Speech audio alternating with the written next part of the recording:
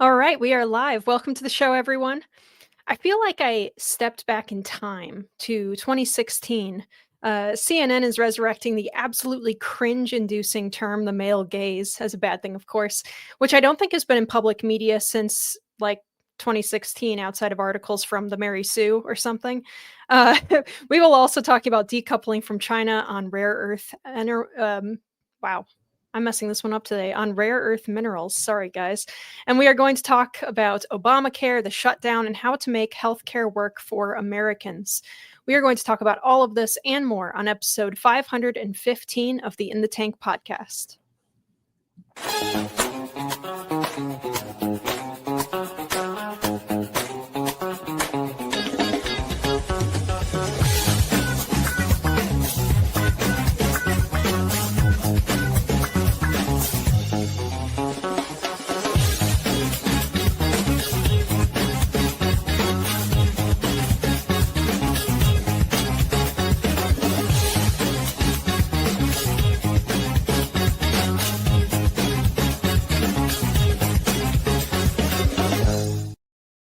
And now we're out in the streets, out in the streets, out in the streets, yeah, out in the streets. Ain't gonna let no fascists take our democracy. They can say we're fighting Trump, but where's the fight? What, marching around? Bunch of senior citizens marching around with signs that somebody gave them? Is that the fight? Good luck. I'm sorry for that. Once again, we let Jim pick these, and he likes to torture the audience very much so. So welcome to the In the Tank podcast, you guys. I am Linnea Lucan, your host. We also have, as always, Jim Lakely, Vice President and Director of Communications at the Heartland Institute. We have Sam Karnick, Senior Fellow at the Heartland Institute, and Chris Talgo, Editorial Director and Socialism Research Fellow at the Heartland Institute. And also we have our wonderful guest, Anne-Marie Schieber, Research Fellow and Managing Editor of Healthcare News at the Heartland Institute. So we are having a staff meeting here on the show today. But thank you so much for taking the time to join us, Anne-Marie. Oh, my pleasure. Linnea, let me just ask you, Linnea. I know we call it pulling a Jim when you leave the mute button on and start moving your mouth and speaking, and nobody can hear you. What do we call it now when you're drinking tea at the opening of the show? How long did you think the kicker on that drop was going to be? 4 minutes? It was already pretty long. I thought it would be funny, but if that oh, okay, I loved it. All right, it was purposeful. What we really need is a counter for when I totally screw up my intro. That's what we need. So how is everybody? We do one of those signs like, how many days without an accident in this factory? Yeah, so how many shows without a screw up? It'll always say 0 probably between myself, me screwing it all up too. Absolutely. How's everybody doing this week? Any drama in the real world? Good. I haven't noticed the government's still shut down, but yeah, I told Jim in the chat that I actually forgot that the government was still shut down until I was doing research for this show this week. So it's been, probably the biggest nothing of a government shutdown that I have seen. Hello to our audience as usual. Thank you guys for joining us. Everything is going to be great today. This is going to be terrific. All right. So before we get started, though, as always, if you want to support this show, you can go to heartland.org/inthetank and donate there. Please also click the thumbs up to like this video. You can do it right now. Click it. And remember that sharing it also helps to break through some of YouTube's suppression on us, which they might be lightening up on, but so far we have not seen that. So even just leaving a comment helps a lot too with the algorithm. If you're an audio listener, you can help us out by leaving a nice review on whatever program you're using. Okay, guys, let's get into it here. So we're going to take a look at our unhinged topic today. I don't know if we have a drop for that.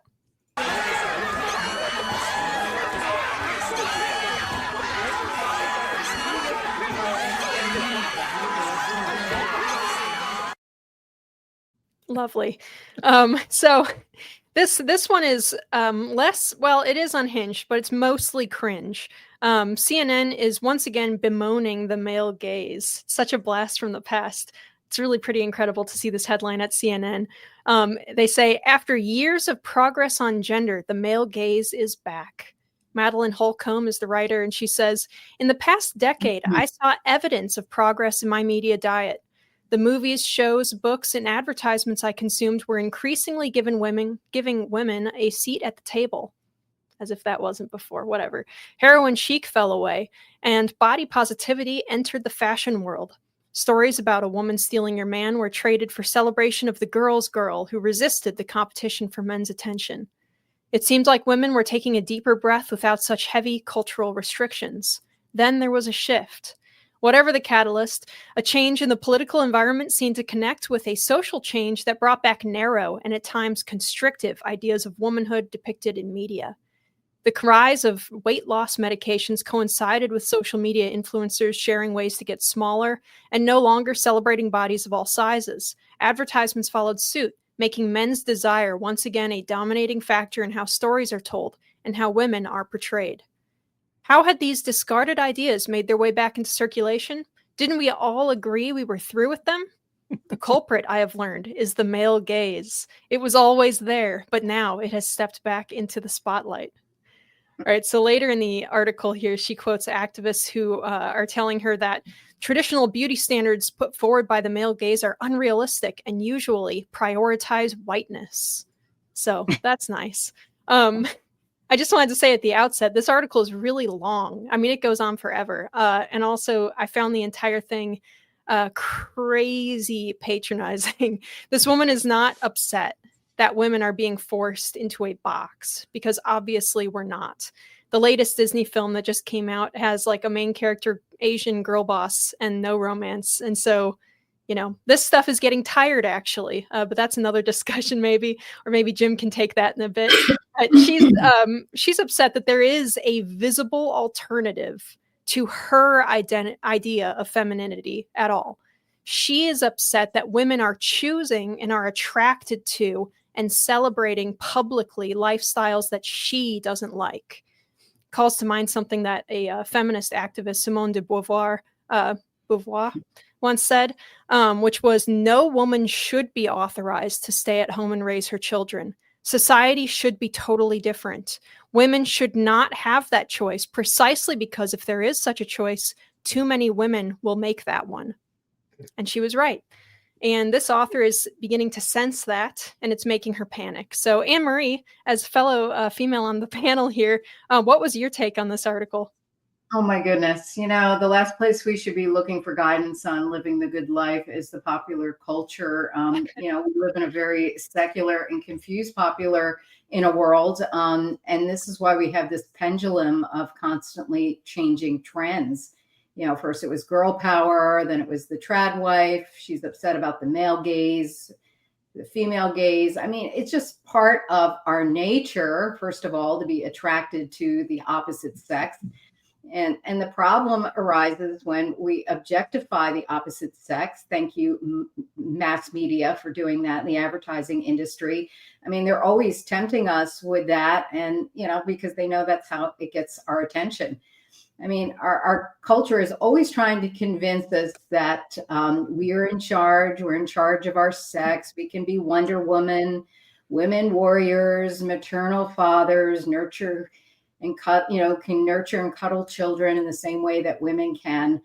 You know, we need to start looking above, not at the culture to define us, and to figure out what is a good and orderly life.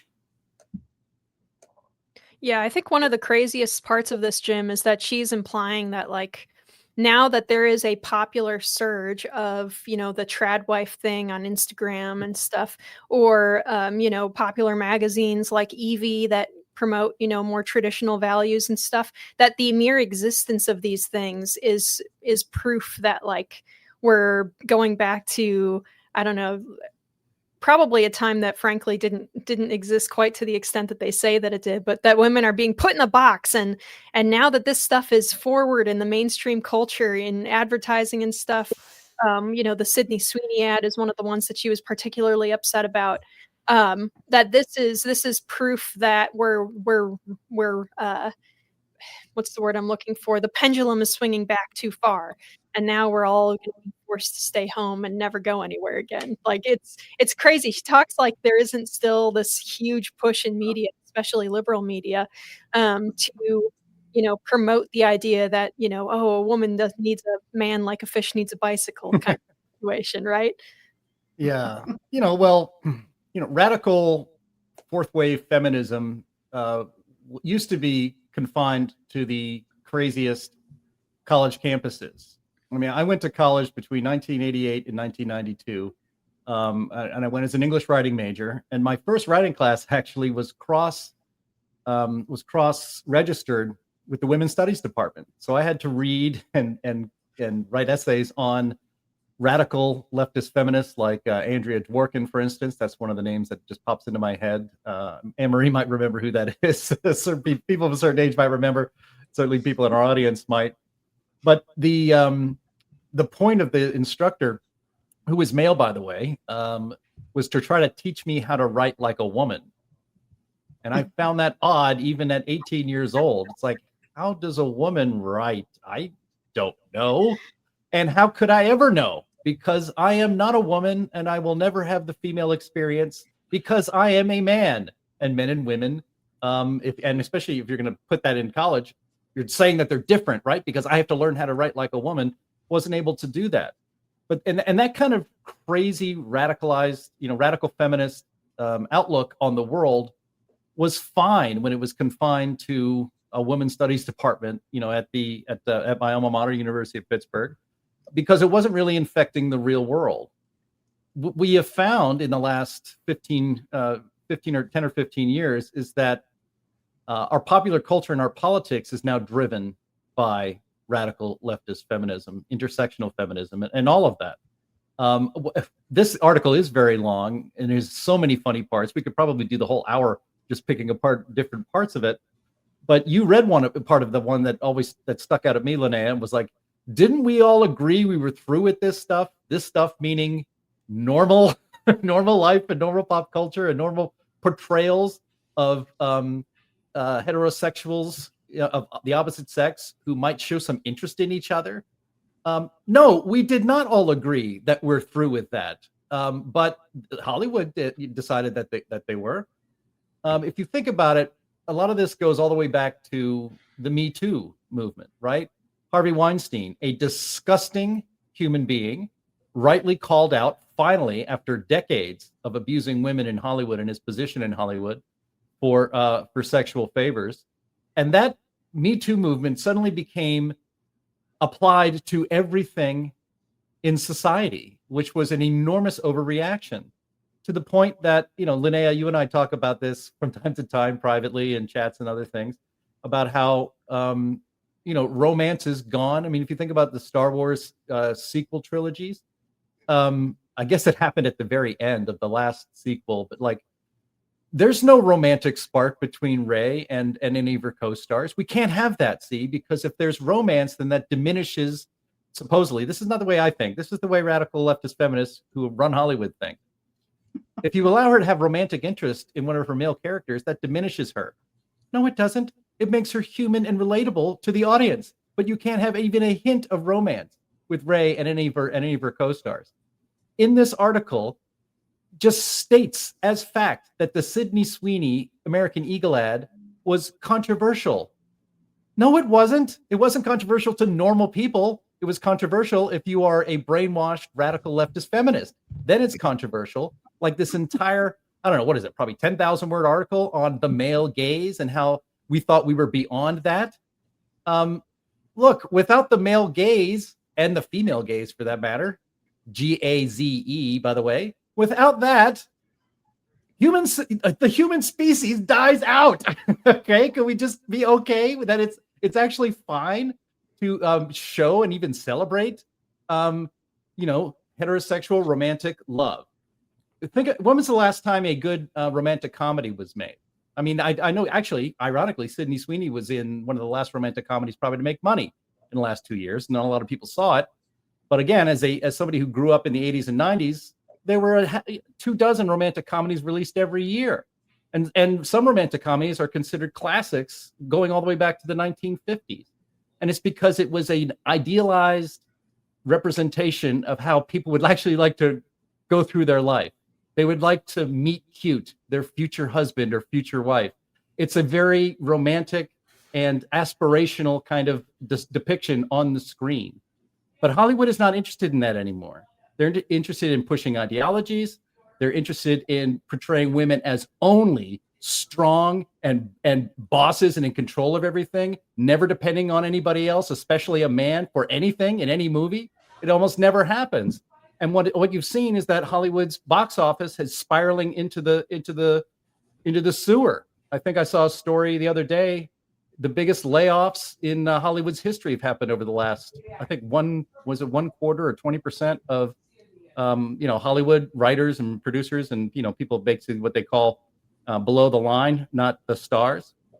Huge layoffs and all of that stuff because they are failing, because they fail and refuse for too long, have refused to give audiences a fair, accurate, and idealistic depiction of human interactions between the sexes in a normal, heteronormative way, using these sorts of terms. I know triggers like the woman who wrote this article, but that's just the way life is. That's what people want, and there's nothing wrong with it. Again, didn't we agree we were all through with this? None of us agreed to that. Only you did, and now your delusions are fading away, and you find that you're all alone. Was that the author on the screen there? Well, no, I don't know what this is. Yeah. Well, and Chris and Sam, if you guys want to jump in here too, love to hear your thoughts on this one because it is kind of crazy. That's not the author. I've seen pictures of the author. You know what that looks like to me? It looks like a fat version of Ghislaine Maxwell. Anyway. This is an economic phenomenon. The rise of DEI and the takeover of Hollywood by particular groups of people that were supposed to represent supposedly unrepresented voices took over. And the movies went into the pits. Nobody could make any money doing this. And the reality has struck back. And interestingly enough, it does come after we had a bit of a slowdown in the economy. The author of that piece makes the point that in the 1920s, women were so free and so psyched up and everything. And then in the 1930s, oh my gosh, it was terrible. Well, what was it? In the 1920s, everybody was free. Everybody was psyched up and everybody was being a bit irresponsible. And then after the stock market crash and the onset of the Great Depression, everybody became much more conservative. That is the way it works. When there's a lot of easy money, people act out. And when you take that away, they have to get practical. Now, the main thing here, though, is that the essential thought that this woman has is really the foundation of modernity, which is the notion that every human being is a tabula rasa, a blank slate, and whatever happens to them in their lives will determine everything that they will do. So her thinking is that, well, there's no such thing as a male or female coming out of the womb. It's just however you treat them, whatever you do with them. So you can take a male and give it all the right treatment and all the right, let's say, propaganda and punishments, and turn that gaze elsewhere. I don't know, maybe again to as Jim alluded to, some other kind of gaze. I don't know, but the point is that we're not tabula rasa. We know that, and it gets proven every time you try to make human beings into something that they aren't. And this is just another hilarious lesson in that and I'm enjoying it.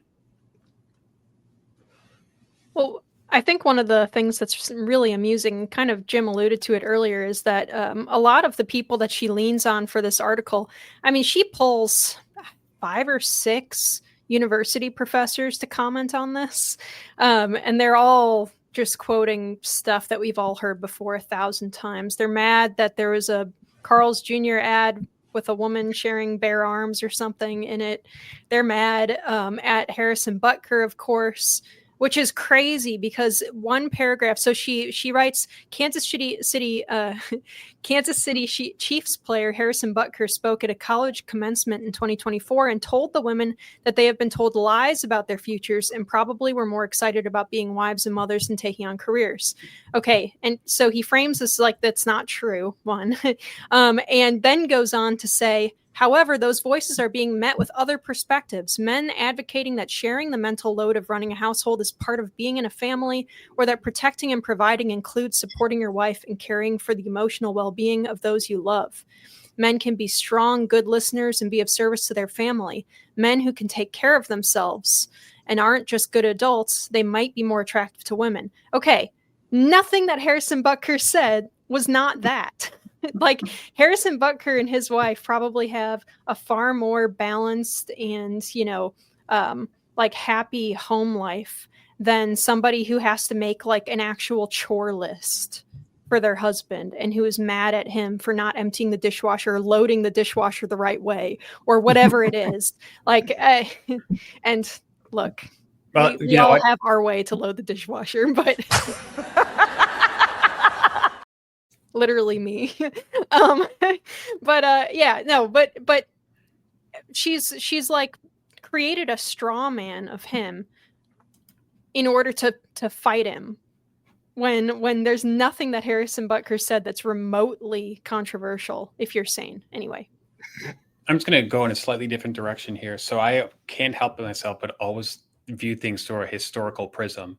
And when I think back, the human experience for hundreds and hundreds of thousands of years, women were the caretakers, men were the providers.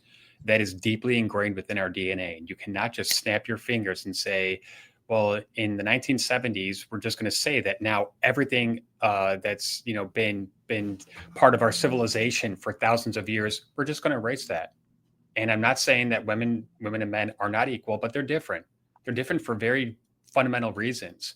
I was lucky enough, my mom was, home, during my childhood. And this whole notion of women should join the workforce and, 2-income households. I mean, I think that is having a profound negative impact on the country.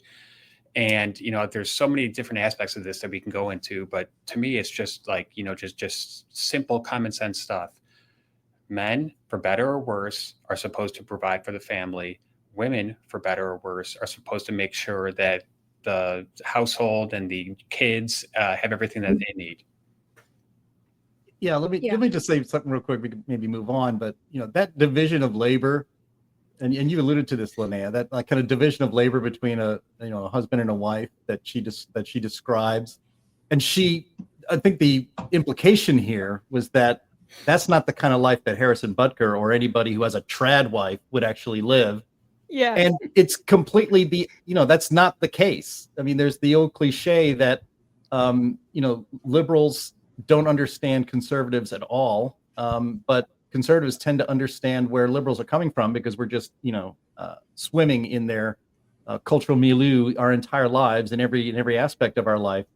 But, this leftist, feminist, radical feminist viewpoint of relationships is that a relationship is a competition and that there's a winner and a loser and that the women have been coming out on the losing end for far too long. And haven't we all agreed we're through with that? That is so toxic and incorrect. I mean, the division of labor that was described in that thing absolutely almost perfectly describes my family and home life.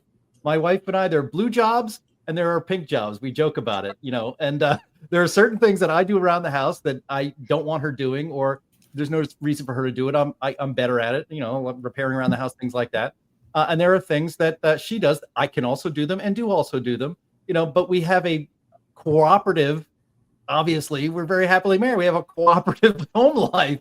And this whole idea that it takes a radical feminist viewpoint to correct something that isn't even a problem is why there's such a problem here, and why there's such a disconnect between articles like this, the viewpoints of the radical left, and the real life that everybody around them actually lives.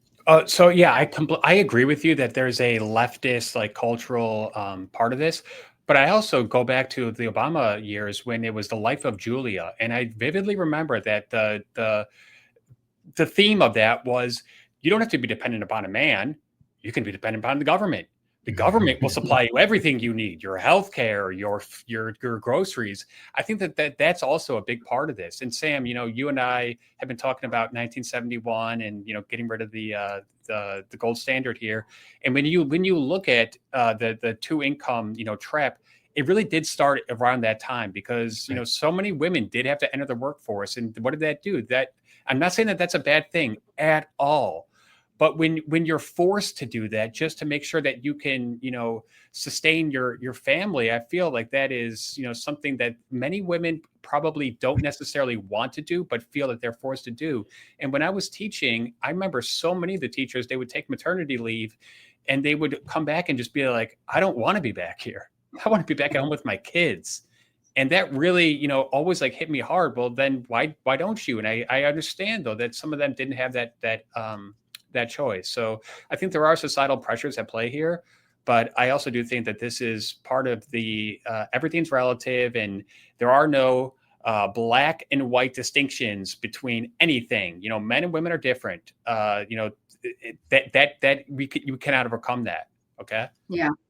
And who pushed this idea that women are inferior? It was the feminists back in the 70s, giving the idea that if a woman cannot be a man, she's less than a man, and never, ever accounting for feminine strength, what that actually means, which means in many ways, women are stronger than men, not necessarily physical strength, but in so many other ways. I mean, this goes back to ancient days in the Bible. I mean, it's just part of our nature.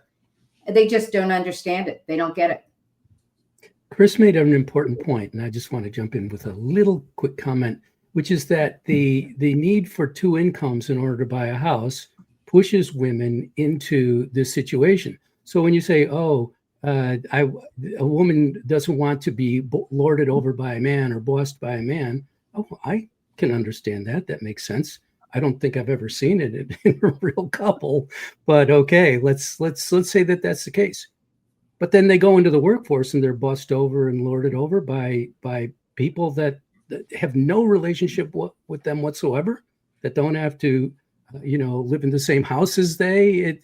Isn't it more fulfilling? I think it's clear that even many men would find it more fulfilling to spend more time with their family, instead of being, sort of, I hate to use a word like this, but sort of enslaved to a multinational corporation and live in a cubicle. I don't see how that's much of an improvement. So we always need to look at what's the alternative that you're measuring against. If you're measuring against, being rich, super rich, and living in a boat on off Europe somewhere, that's one thing. But if you're talking about in practical terms, working around the house and raising your children and being around them all the time and being around other neighbors and so forth and things like that, as opposed to living in a cubicle and punching buttons on a computer all day, let's be fair. Let's see what people really want and then let them have it. Just lastly, I just want to say one thing. The job of a mother to provide a loving, and safe household, there's nothing more important than that. So I don't care if you go and earn $10 million. If you're not doing that, then nothing else matters. And there have been so many studies, and some of these are anecdotal, but women who in their early 40s say, oh, geez, I really regret not having a family and being so career oriented. Because, unlike men, women only have a time frame there that they can have a family. Yep.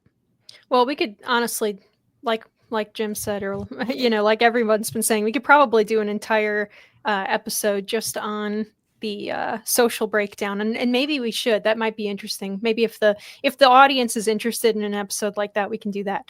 But I do want to move along to a little bit of policy stuff. Starting here with a piece from the Epoch Times about decoupling from China. U.S. may decouple from China if rare earths dispute persists. Remarking on the ongoing U.S.-China dispute over rare earth exports, Treasury Secretary Scott Bessent said during a October 15th press conference that if Beijing refuses to act as a reliable trading partner, the United States and its allies may have no choice but to decouple. While it's not in Washington's desired outcome, he said that it could become unavoidable given China's posture in the current standoff over rare earth supplies. In April, Beijing expanded its export control list to include 7 rare earths and magnets made from 3 of them, rattling global supply chains in defense, electronics, and automotive industries. And then in July, Washington and Beijing reached a framework to facilitate shipments, pausing the heavy tariffs for 90 days. Yet, disruptions persisted. And on October 9th, China added 5 new rare earth elements and dozens of processing technologies to its restricted list. Trump accused Beijing of sinister and hostile actions and threatened a new 100% tariff on Chinese goods.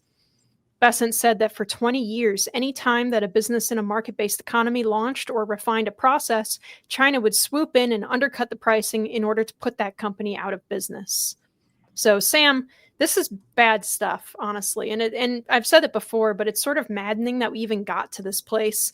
Bessent said that everyone was asleep at the switch in the 90s on the China issue, and it's been building since then. So how on earth is this free trade, one, internationally with China, and 2, what are we going to do about it, and what can we do about it, really? Right. It's certainly not free trade, and it, in fact, destroys free trade. What you have here is a situation where the United States consciously decided to couple with China and to allow the deterioration and ultimately destruction of our own mining of these minerals and the like. And so what happens when you, and I think one big reason for that was environmentalism, that we thought, well, we want these beautiful valleys and hills of that don't even have any trees on them. We want it, but they look orange because there are beautiful minerals there. So we want these areas to be untouched, and there are ways of touching these areas and getting the materials out and the minerals out without damaging them permanently. So I think that what happened was there was a combination of things, but in particular, environmentalism in the United States was, I believe, a big part of what happened there.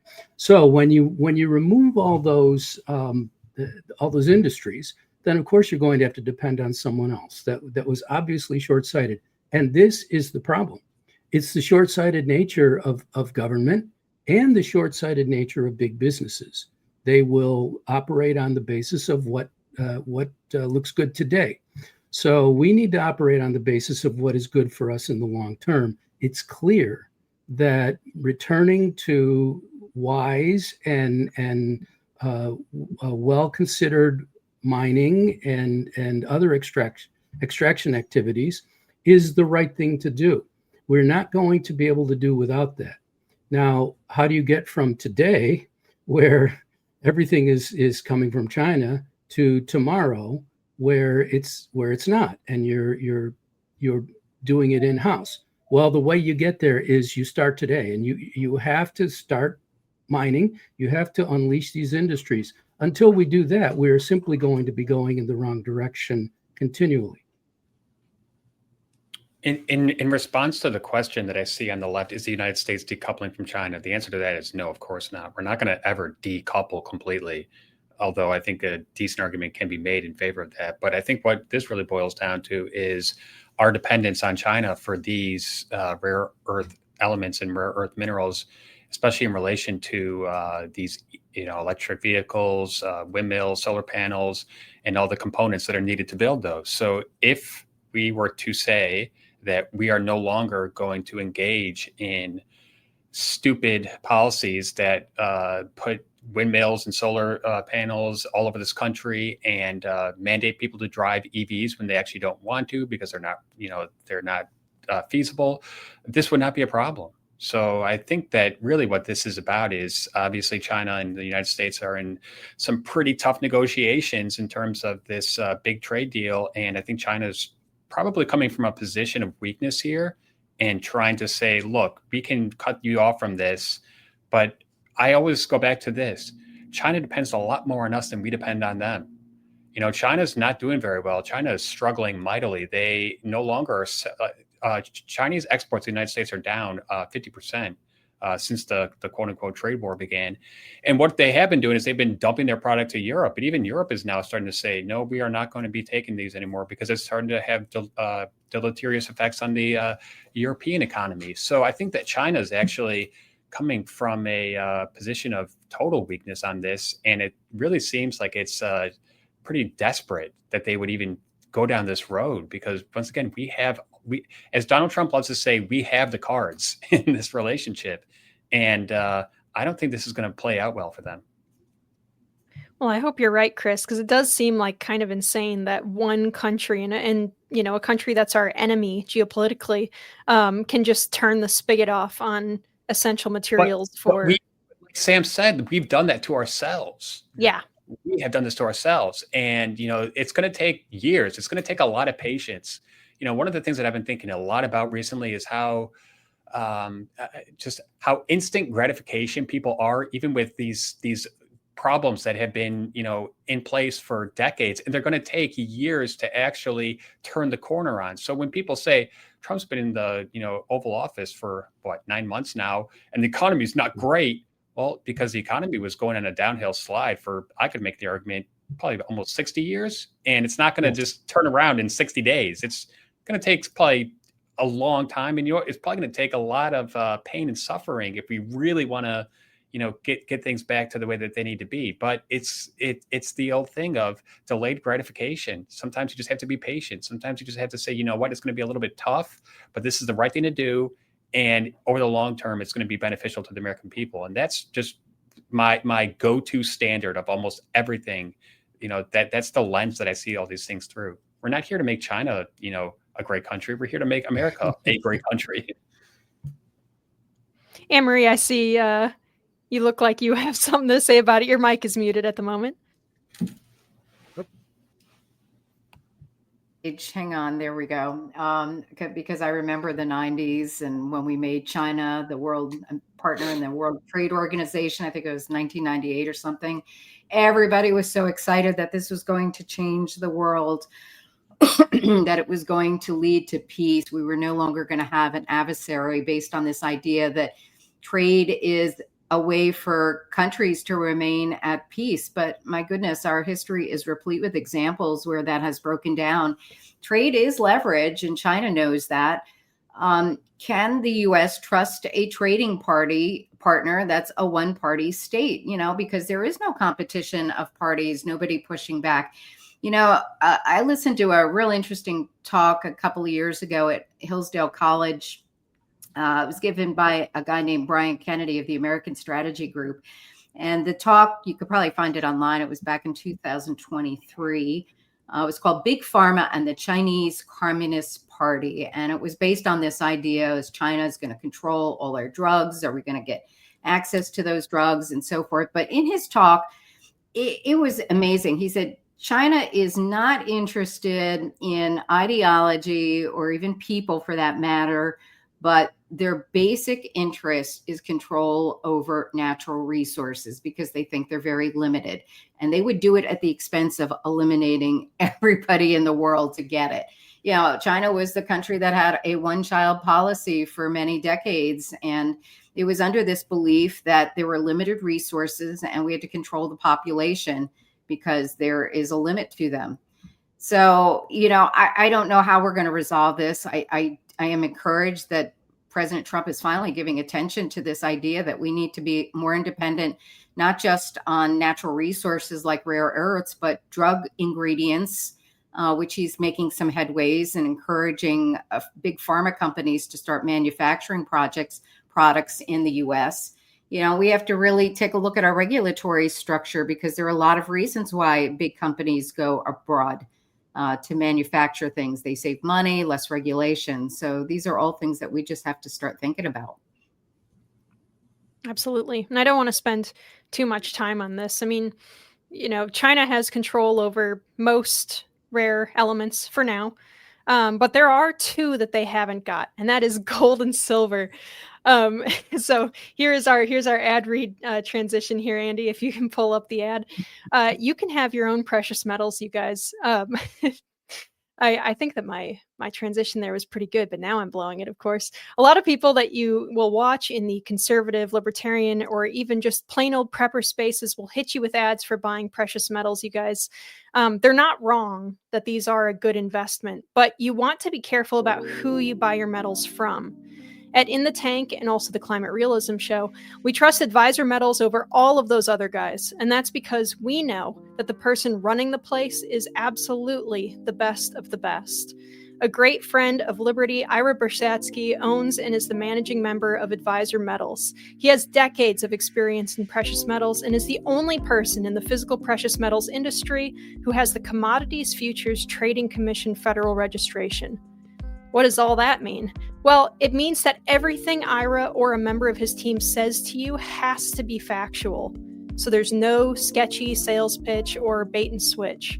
Ira is held to the highest ethical standards, and there is full transparency, which is way too lacking in too many places these days. If you want to diversify your investment portfolio and your savings, if you're planning for retirement and are concerned about economic uncertainty, if you want a tangible asset that is easy to buy and sell, you can secure your assets with a wide range of physical precious metals by getting in touch with our friend Ira at Advisor Metals. Ira is going to make it easy for you. All right, so please, you can visit climaterealismshow.com/metals, and you can leave your information for Ira and get started with investing in precious metals and expand your current portfolio. You can go to climaterealismshow.com/metals. And when you talk to Ira, make sure that you let him know that we sent you. That helps us. You're helping your financial future. Everybody is happy. So please diversify your portfolio with precious metals from Advisor Metals. All right. Thank you, guys. Great job, Linnea. Thank you. I fumbled it again. I don't know what it is today, but I was pretty excited about that transition there. Anyway, so I do want to jump to our main topic today because we have an expert in the house. Anne Marie is a healthcare expert. So I wanted to talk about Obamacare. Starting with some commentary that's in the Federalist, a lot of people seem to be kind of misinformed on the issue of the Obamacare subsidies that are expiring at the end of this year. And weirdly enough, they're misinformed by both, Democrat-run mainstream media and also Marjorie Taylor Greene for some reason. Democrats are in part holding the government hostage, trying to get some of these wish list items funded. And so here's an answer that I found was very straightforward, published by Chris Jacobs over at the Federalist. The title is "Contrary to Marjorie Taylor Greene's claim, most of the Obamacare subsidies are not expiring, for good or for ill." First things first, contrary to Greene's claim, most of the Obamacare subsidies are not expiring.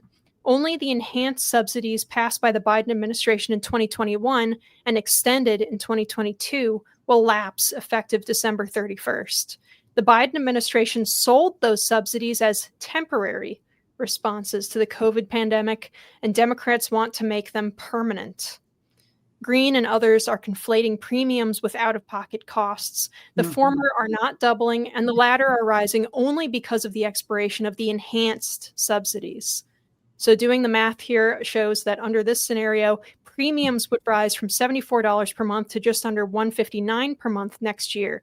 But if you think that a full premium, he writes, for health insurance comes to only $159 per month, I've got some land I want to sell you. So that's the short fact check. And anyway, this is basically a tactic that the Democrats are using right now to try and scare Republicans into continuing to increase support and funding of Obamacare, which the last time I checked, nobody likes. Even if Democrats won't admit it, nobody seems particularly happy with the way that this is going. In fact, this post at Forbes explains that this problem we're in right now with expensive insurance premiums is because of Obamacare. Rising premiums were not some unexpected consequence of Obamacare. They were baked into the law's very structure. Because of Obamacare's long list of federal insurance market regulations, insurers had no choice but to raise premium or prices to cover their costs. And that, the problems that were baked into it include things like community rating, which bans insurers from charging older, sicker patients more than a certain amount that then they charge younger, healthier people. There's also a requirement which mandates that all plans cover the same list of service and procedures, regardless of what a patient actually needs or wants. Guaranteed issue, the requirement that all insurers sell to all comers, regardless of status or age. And economists have said it from the beginning that Obamacare is a disaster. So, Anne-Marie, how did we get here? I mean, why do you think like Republicans aren't even interested in getting rid of Obamacare anymore? Well, I mean, this is something we all knew. People are fed up with covering up the bleeding. The plans have been in effect theoretically for about 11 years. They were passed in 2010.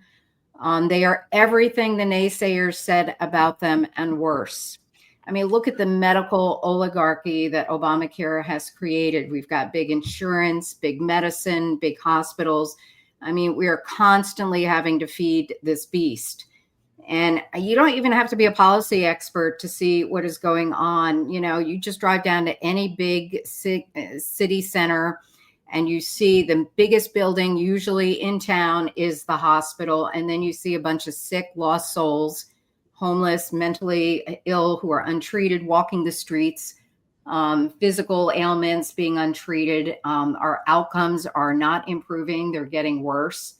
And, you know, the building, the hospital building never stops. Where is this money coming from? It's not improving. And, you know, this is what's going on. So, you know, half the people in Obamacare are in fully subsidized plans. And this has led to a huge amount of fraud.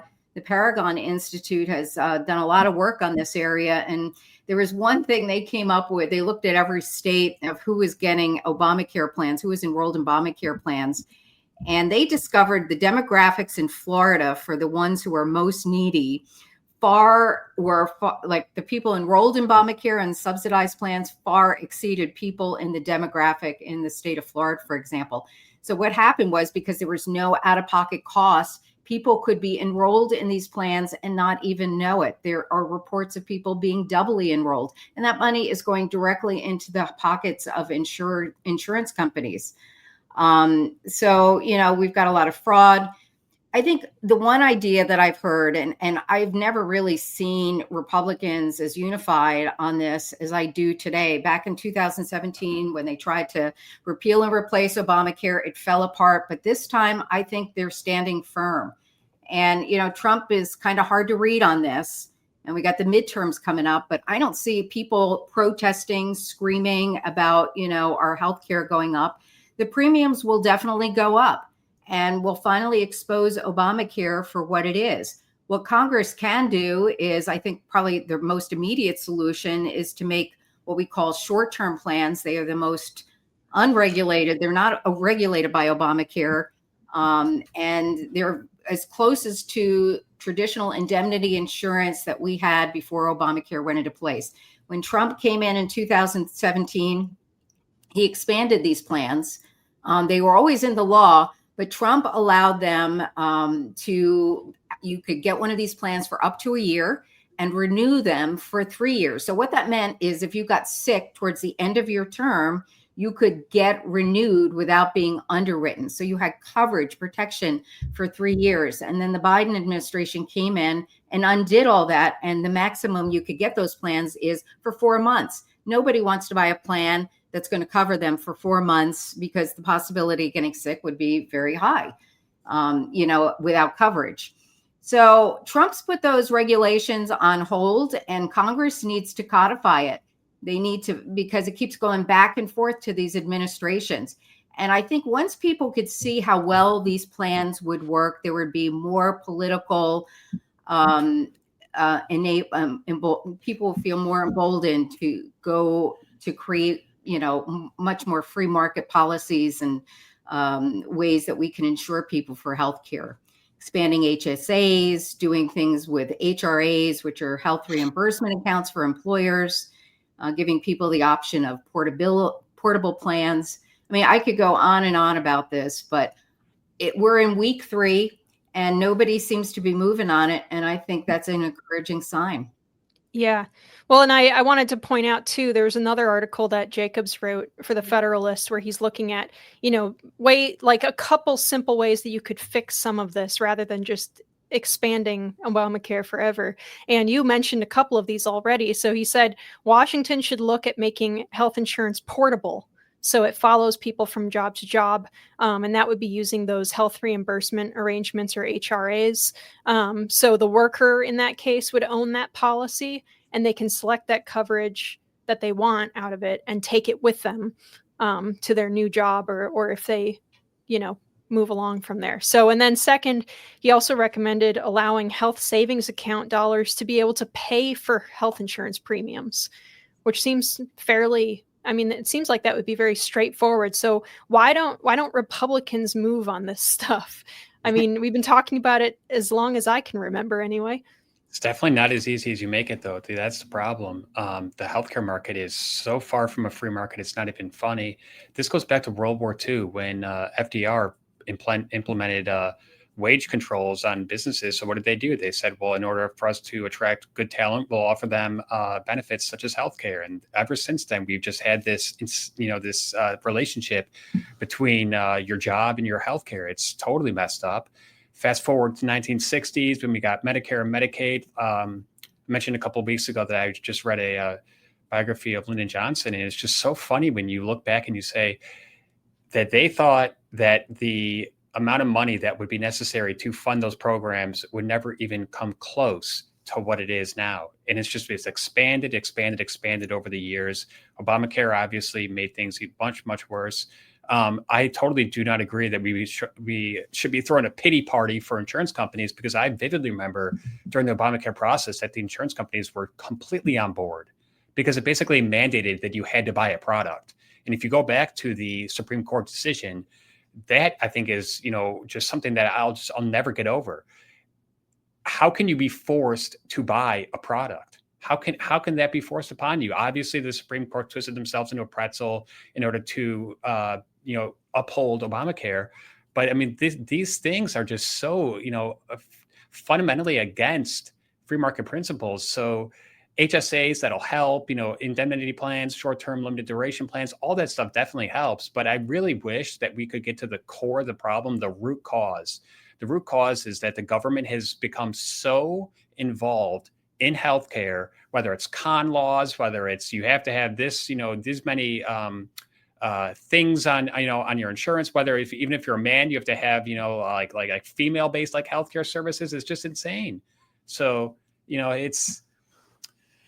it's going to be a really tough track ahead here. Marjorie Taylor Greene, the reason why she's saying what she's saying is because her family members are on Obamacare and they are receiving these premium spikes. So I can understand why she is a little bit annoyed that this is happening like this. I don't think that you should just cut them off, immediately. I do think that you need to compromise here a little bit. I think that you can't just just slice all the subsidies, immediately, because you're going to put a lot of people in a really dangerous position that are not there because of their own volition. So I think that this needs a bipartisan approach. I don't know if that's ever going to happen, given the current state of Washington, D.C. and Capitol Hill, but we need Democrats and Republicans to come together and pass a bipartisan bill that actually addresses the root causes. And Anne Marie's, mentioned a lot of them, and there's many more. That is what we need.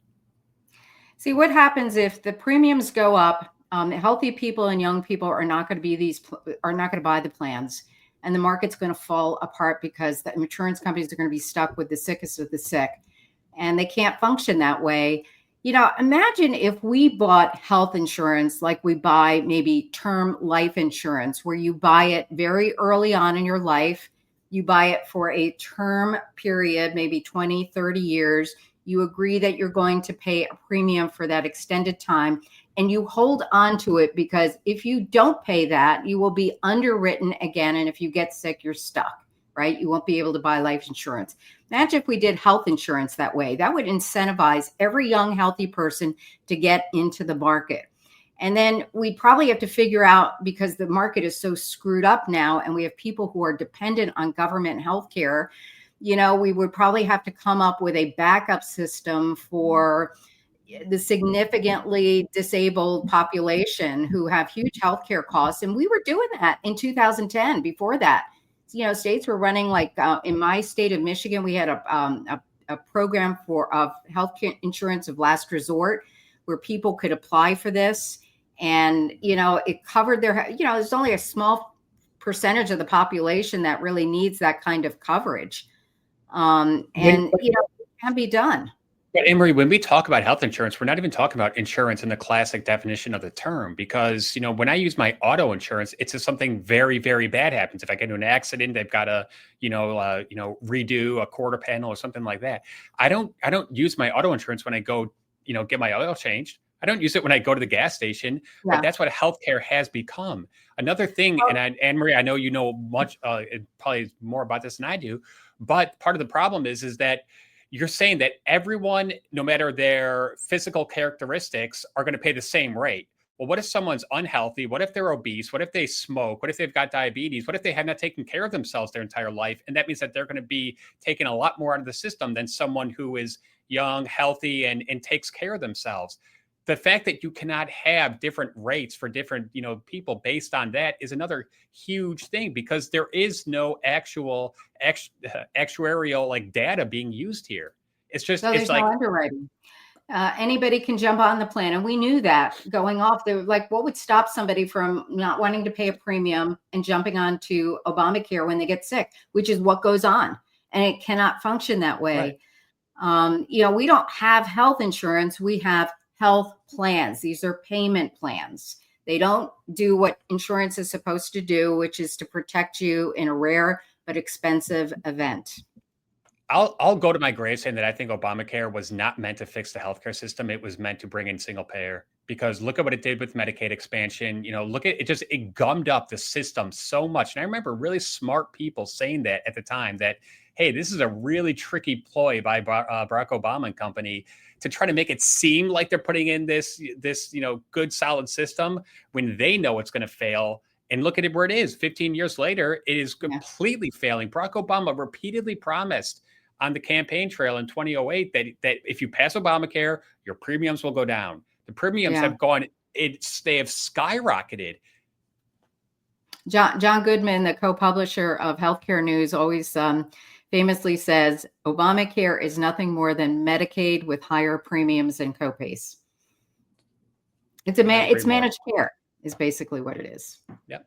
Yeah. I mean, Obama, I was pulling up some commentary on this earlier, and Obama had promised specifically that the cost of your health insurance for the average American household would go down thousands of dollars with Obamacare. And that's obviously the exact opposite of what's happened.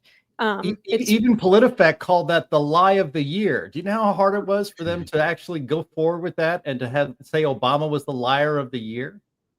Well, and you've got people like John Fetterman, too, who's talking about how bad Obamacare has been and how the subsidies, the Democrats are kind of cynically using this at the moment to keep the government shut down.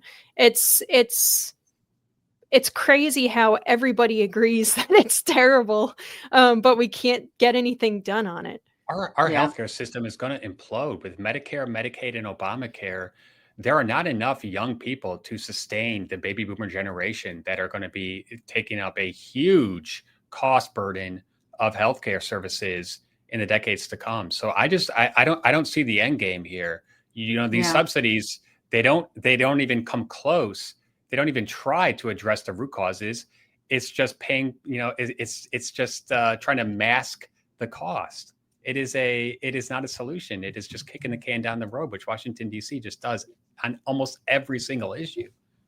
Yeah, in the show notes, I've actually put them. If you in this video, if you go to the description, you'll see our show notes, and there's links to all the stories that we talked about today. One of them is from the great Sally Pipes, who is one of the best healthcare analysts in the country. has a piece in Forbes, and her lead there says Democrats are panicking about a looming 75% average increase in out-of-pocket costs of insurance premiums next year for the roughly 6% of the population that shops for coverage on Obamacare exchanges.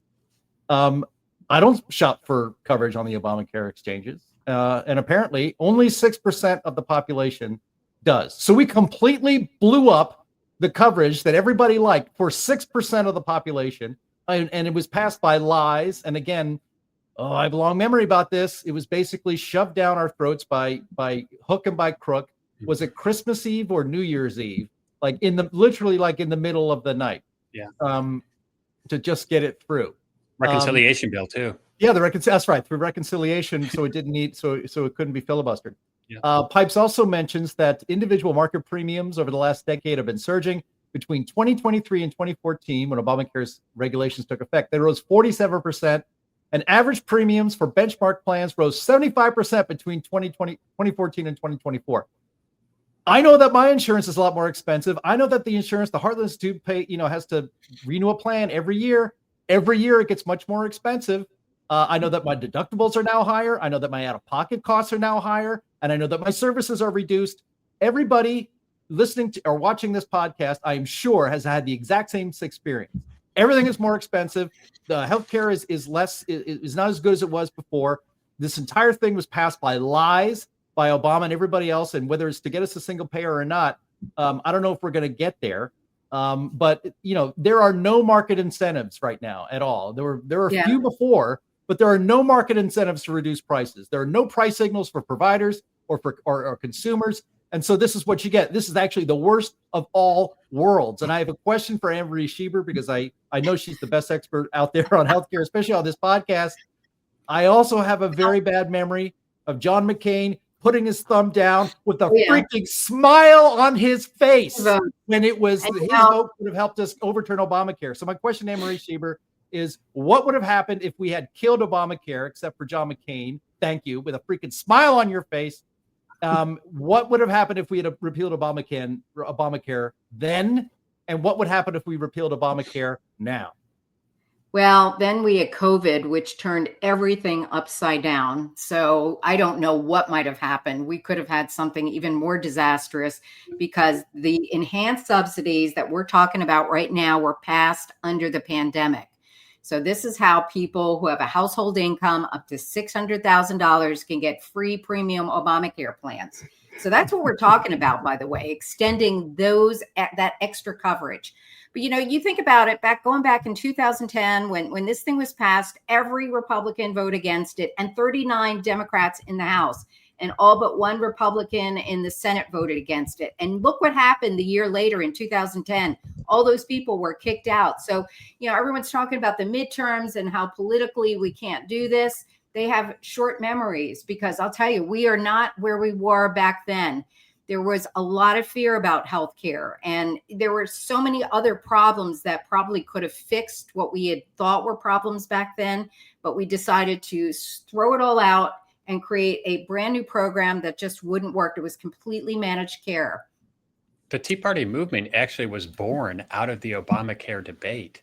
And look at how far we've fallen from that. I mean, as someone who does care about the national debt and our deficits, it's almost like it's quaint when you look back to the deficits of, the Bush years and the Obama years to where we are now with, $1 trillion, $2 trillion deficits. And that is just going to go through the roof as Medicare, Medicaid, and Obamacare just eat up more and more spending. I can tell you what the end game is, and the end game is not single payer.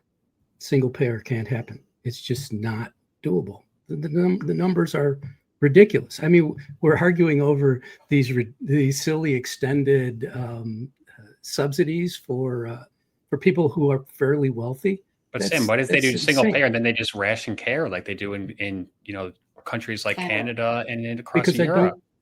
I don't think politically you can get there. Because I hope not. The conditions that we're living in today are different from the conditions that even at the time of Obamacare, when they had the dream that they could turn everything into single payer. What's going to happen is one of two things. Either it's going to be fixed slowly by tinkering with it and slowly drawing down how much you spend as a percent of GDP, of the total economy, slowly drawing down that percentage so that people feel like, well, it's helping those who really, really, really need it. Either that, and that is the Trump and Republicans' approach right now. And Trump has done that in a variety of other areas as well. So I think it's clear that that's what they desire. That's what Medicaid was designed for. Well, you know, there you go. And they expanded Medicaid. Yeah. So they expanded Medicaid, and so that got it on one end, and then on the other end, expanding into the individual marketplace was Obamacare. So what you have there, though, is you can do that, and I think you can use a lot of reforms, the ones that we've talked about and so forth, and basically try to get yourself toward a system that is universal health service accounts or health savings accounts. So get toward a system that does that, and then those health savings accounts pay for catastrophic insurance, and you work your way through from there. What's more likely to happen if the Republicans break on this, and Ann has alluded to the fact that they've stood strong so far, and one wonders if perhaps they actually perceive the reality. Because what will happen if they do break is there will be a collapse. The system is not fiscally supportable. It won't work. It will create even faster inflation than the inflation that the Biden administration unleashed through the Inflation Reduction Act and its other measures that were supposedly meant to straighten things out after COVID.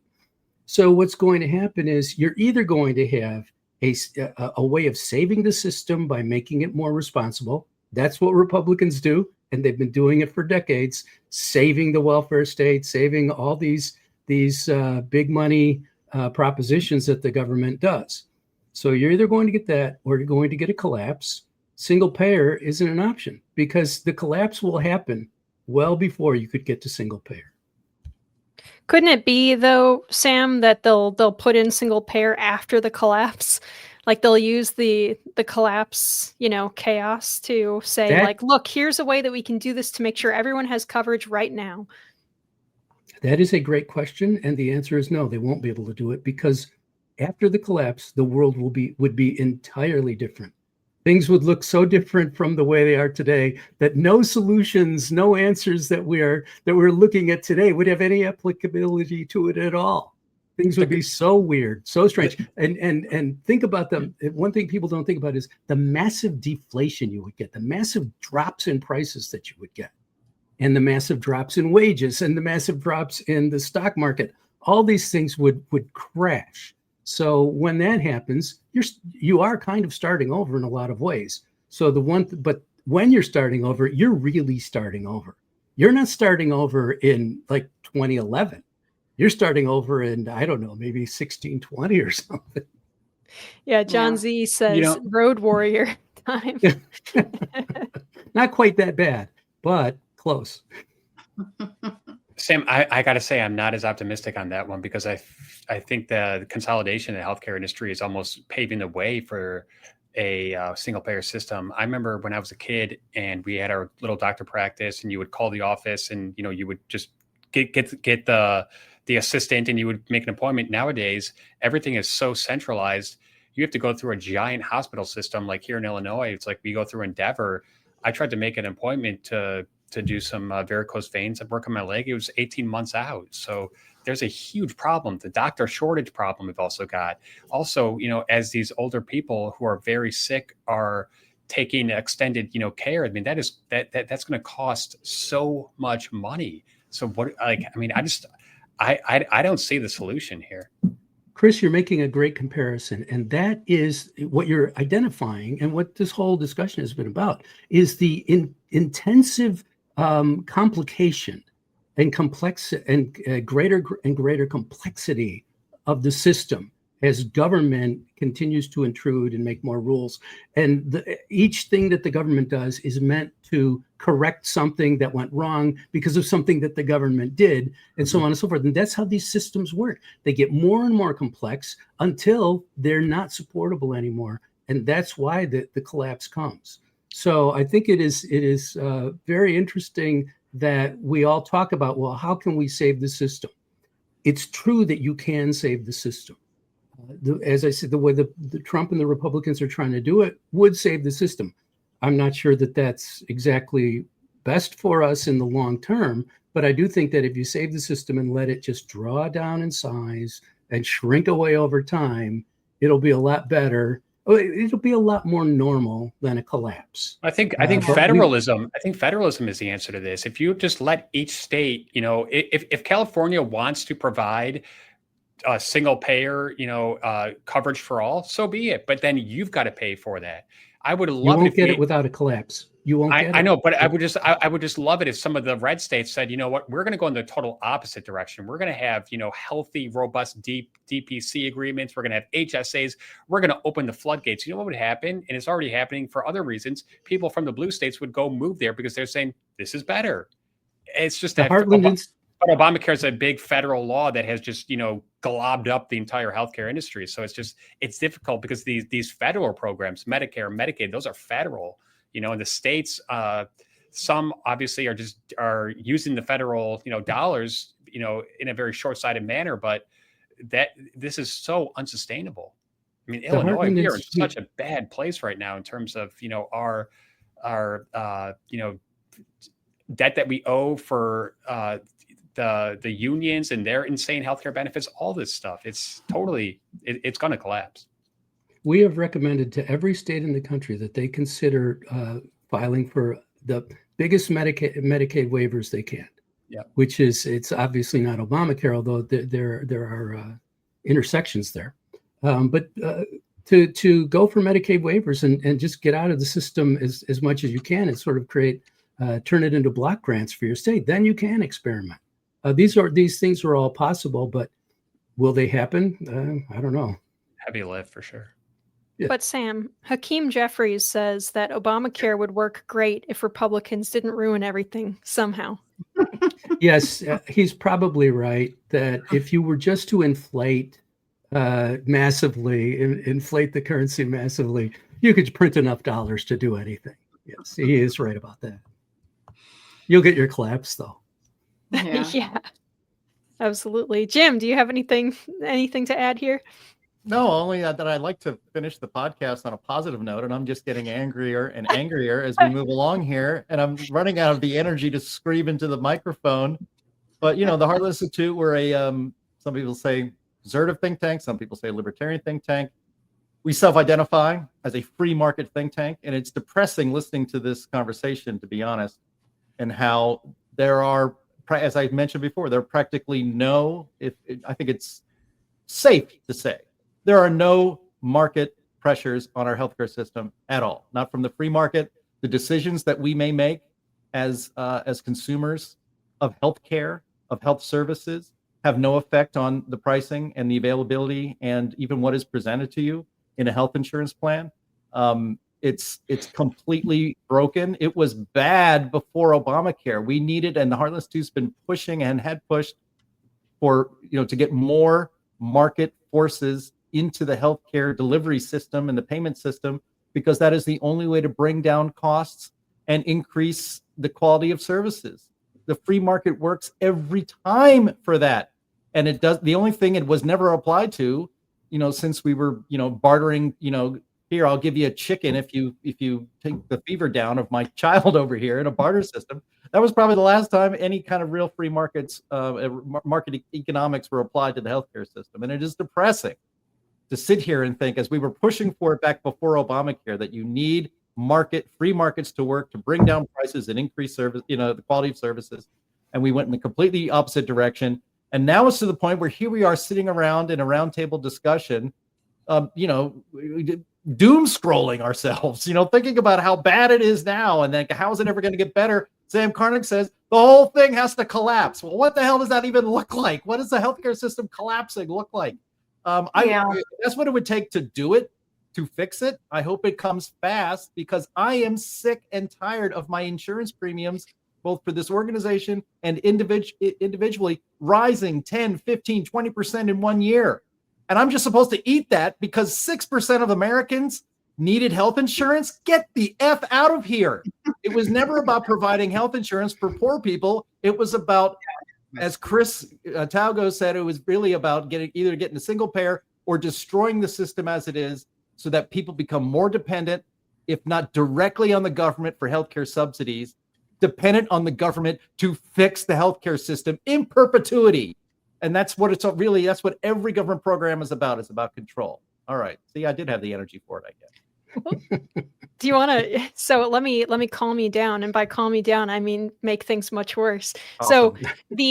So the sometimes Republicans and conservatives in general can kind of over attribute the ills of society to Obama specifically, but there are 3 areas where he's really, really the worst president we've had on a lot of these things, and that's the healthcare issue.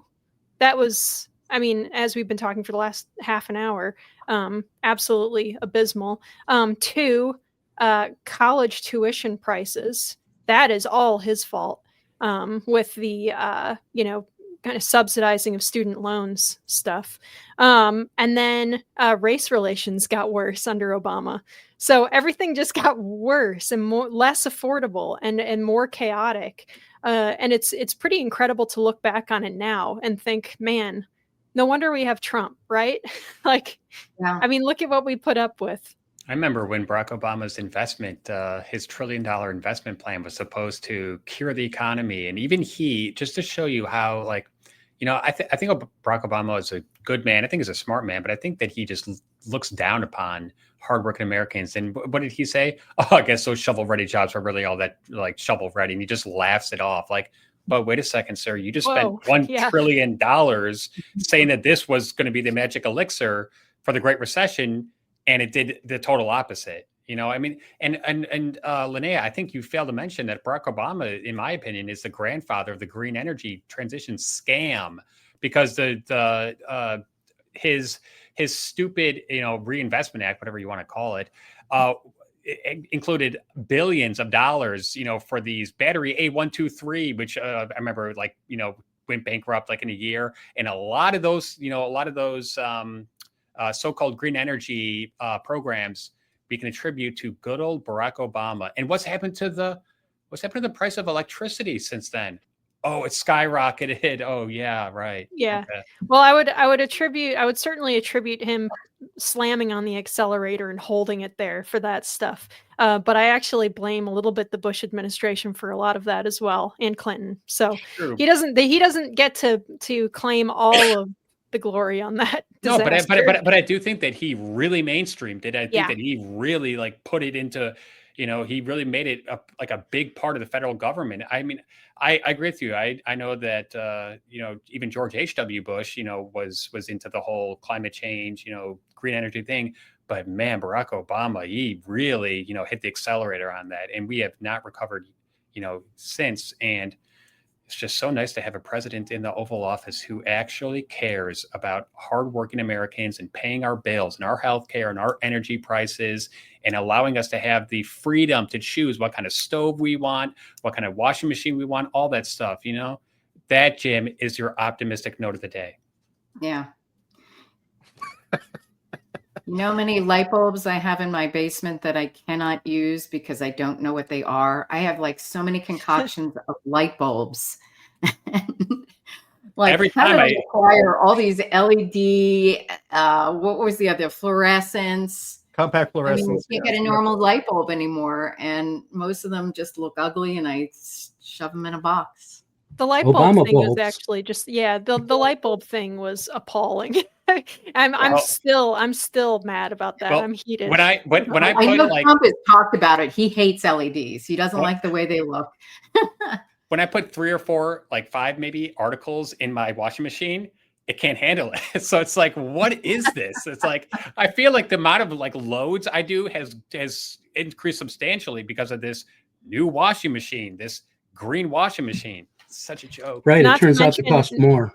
Yeah, and not to mention that your HVAC company can't just repair your pre-existing machine anymore. They have to replace it every so often because they keep changing up the fluid or the coolant in it or something in order to maintain standards with EPA.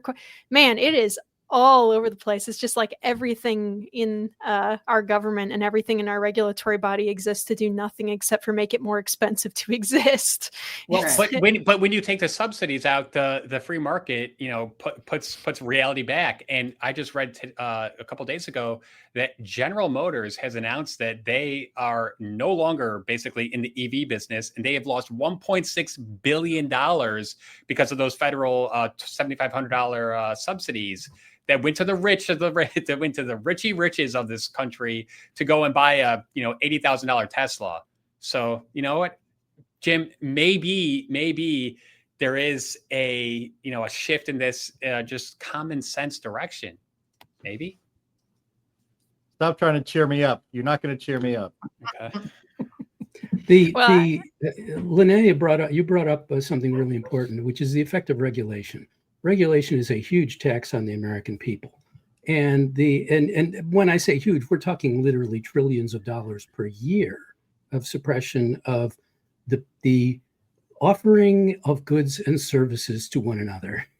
And that is a terrible thing. So one of the things that we have to do, and this is, as I said before, it's the complexity issue, that as you create more regulations, then you say, well, we really need to change what coolant we put in air conditioners. And that didn't come from scientists. It came from companies that said, you know what, we could get everybody in the country to have to replace their air conditioners and give the money to us in order to give them new air conditioners. This is all a scam, but it's this complexity benefits a few, but ultimately it just trashes the entire country. And so we're well into that process. What happens is it will change. Yeah, you create a regulation, people figure out a way around it. It may cause an unanticipated consequence. Then we come up with another regulation to undo that, and we create another problem. And it goes on and on and on. Jim's getting happier. Yeah, I know. We're not going to end on a happy Jim, note. I'm worried about you. Are you okay? Yeah, if we don't end this podcast soon, I might have a stroke. So, Yeah, well, I just thought, people on the right really enjoy bashing Obama, so I thought that might be a fun way to end the show. But it's very cathartic. Well, yeah, it is cathartic. All right. So, you guys, that is all the time we have today, unfortunately. So thank you, everyone, for your attention to these matters. We are live every single week on Thursdays at noon Central on Rumble, Twitter, YouTube, Facebook. Anne-Marie, do you have anything that you'd like to point our audience towards today? No, because I don't want to get Jim upset. Oh, you mean in healthcare news? I'm sorry. Good things. No, we're working frantically. I'm afraid to write the subsidy article because things are changing every minute. But yeah, there's a lot going on. So absolutely. Healthcare news, you can find it on the heartland.org website. All right. Chris, how about you? I have a shout out to Sam Karnick because he wrote an amazing op-ed that I just edited this morning about the housing crisis and how housing is so unaffordable for young people. And Sam, I'm going to get into a great outlet, and that's a really good article. So thank you. Awesome. Thank you, Chris. Sam? Yeah, thanks. Everybody go to the heartland.org website and to stkarnick.substack.com, where we cover all these issues and more, and you can just sit there all day reading and looking at videos and the like, and you will be highly and greatly edified thereby. Absolutely. Jim? Yeah, I want to thank viewer Scott Clay for saying he's praying for me. Don't worry, I'm healthy. I get lots of exercise. I'm in good shape. Doctor gives me the full bill of health when I can afford to go see him, that is. Check us out here tomorrow, 1 p.m. Eastern time, as we are every Friday for a great show called The Climate Realism Shows. I host it, and Linnea is also on it. So it's going to be a terrific show tomorrow. So we'll see you then. Absolutely. You guys, to all of our viewers here, if you like your live stream podcast, you can keep your live stream podcast, but only if you hit like right now and recommend our show to your friends. So, thank you guys very much for watching. For audio listeners, please rate us well in whatever service that you're using. Leave a review. Thank you so much to everybody who showed up for the show today. And we will see you guys again next week. Well, I won't, but I'm not going to be here. But the others will see you again next week. All right. Bye, guys.